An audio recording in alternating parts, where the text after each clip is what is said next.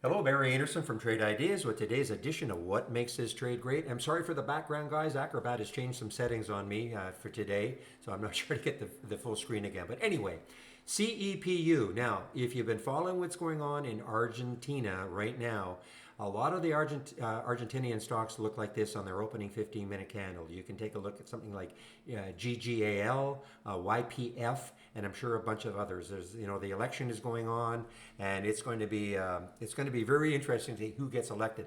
But CEPU is an earnings play also. So we had the alert at 6:41. Look what happened. You had all sorts of time to get into this one. This was an AI from our Holly AI, and afterwards it just took off pretty nicely. Now it's starting to fall, but you had a nice move from 641 to 681, almost uninterrupted.